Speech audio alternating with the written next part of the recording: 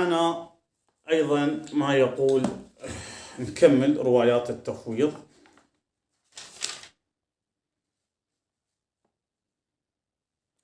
الإمام الرضا أيضا يكفر من قال بالتفويض.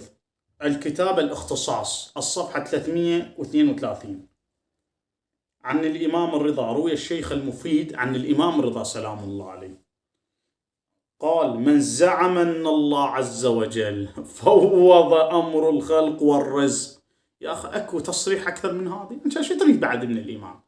يعني هي مو مال عناد، يا بعد قلبي هي مو خالف تعرف، هي مو جيب لك شيء على أساس هو شيء جديد للساعة وتريد الطش، هي مو جديد هاي تلقى تجيبها، والله جبنا لكم شيء ما حد جايبه، هي بعد الأئمة طلعوا المغالين حكوا بيها وراح نعرض أسماءهم. يعني أنت قاعد يعني عندك شو تسوي مثلا؟ هذا الإمام قاعد واضح كلامه، ترى ما يراد لروح للقاضي. زين، إن الله عز وجل فوض أمر الخلق والرزق إلى حججه. من زعم أن الله عز وجل فوض أمر الخلق والرزق إلى حججه فقد قال بالتفويض. يا تفويض اللي قلنا تفويض الخلق اللي هو ما يجوز. والقائل بالجبر فهو كافر، والقائل بالتفويض فهو مشرك. الآن أنتم عندكم إجازة يا شيعة من الأئمة أن تكفرون لمن يقول إن الله خلق، إن علي خلق الكون. ما عندكم إجازة، عندكم إجازة من معصوم. تكفير بمن يقول إن الأئمة خلقوا الكون، بينما عندهم إجازة إنهم يكفرونكم لأن ما تعتقدون أن الأئمة خلقوا الكون. لا، ما لهم إجازة، لا يتهمونك ماذا؟ أنت مقصر.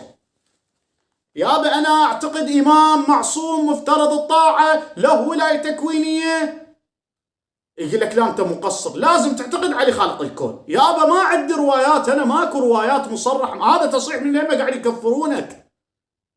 ما أدري. طيب استمر بعد معكم بعرض الروايات. روايات الإمام المهدي مساع، إذا قرأت لكم رواية من كتاب لأحد السفراء ورد عليه الإمام، أكو رواية للإمام عمره 4 سنوات سلام الله عليه وهو غلام يجيب. أحد صحابة الإمام سلام الله عليه الإمام العسكري اسمه كامل، يقول دخلت الحسن العسكري أسئلة فانكشف ستار، وإذا أباوع واحد عمره 4 سنوات غلام، فقال عندك مسألة. وهذا الإمام المهدي سلام الله عليه، الإمام المهدي أجاب على هذا الموضوع مرتين من هو عمره 4 سنوات قبل الغيبة الصغرى، والموضوع الثاني من غاب غيبة الصغرى من سأله أحد السفراء.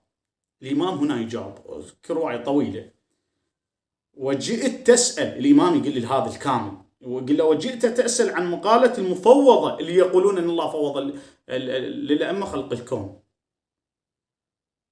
وجئت تسأله عن مقالة المفوضة، كذبوا، بل قلوبنا أوعية لمشيئة الله، فإذا شاء شئنا، والله يقول وما تشاءون إلا أن يشاء الله.